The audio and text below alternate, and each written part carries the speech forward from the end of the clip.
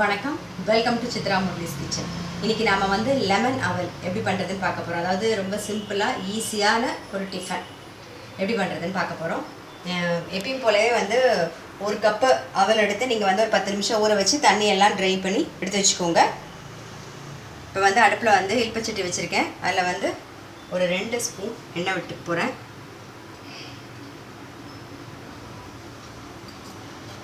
தாளிக்கிறதுக்கு வந்து உளுத்தம்பருப்பு, கடலைப்பருப்பு, கடுகு.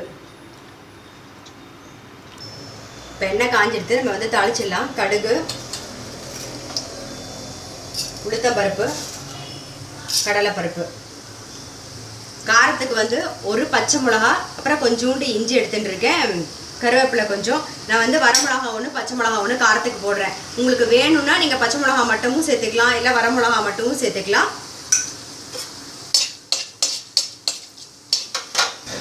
கொஞ்சம் வேர்க்கடலையும் ஆப்ஷனல் தான், வேணும்னா சேர்த்துக்கோங்க. பச்சை மிளகா, இஞ்சி, கருவேப்பிலை.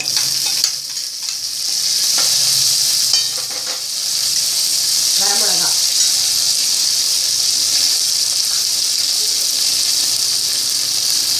கொஞ்சம் மஞ்சள் பொடி. இப்போ பாருங்க, நல்லா தாளிச்சிட்டோம். இதுலேயே உப்பையும் சேர்த்துட்டுருவோம். சேர்த்துட்டு அடுப்பை வந்து சிம்மில் வச்சுட்டுருக்கேன்.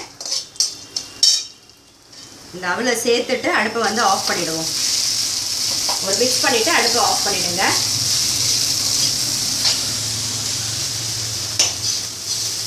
அவ்வளோ, அடுப்பை ஆஃப் பண்ணிவிட்டு நல்லா மிக்ஸ் பண்ணிக்கோங்க. பாருங்கள், அடுப்பை ஆஃப் பண்ணிவிட்டு நம்ம நல்லா மிக்ஸ் பண்ணிட்டோம். இப்போ வந்து லெமன் புழிஞ்சிடலாம். லெமன் வந்து கணக்கெல்லாம் கிடையாது. நீங்கள் எவ்வளோ எடுத்துக்கிறீங்களோ, இப்போ ஒரு கப் எடுத்துக்கிறீங்களா, அதை நீங்கள் வந்து புழிஞ்சு பாருங்கள், டேஸ்ட் பாருங்கள், போதும் அப்படின்னா நிறுத்திடலாம். அதனால் லெமனுக்கெல்லாம் கணக்கெல்லாம் கிடையாது. ஏன்னா சில சமயம் ஜூஸ் நிறையா வரும், சில சமயம் ஜூஸே வராது. அதனால் அது கணக்கெலாம் கிடையாது.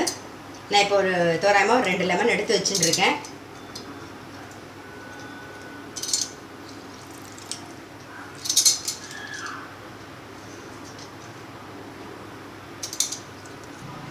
பாருங்கள், இப்போ லெமன் புழிஞ்சாச்சு.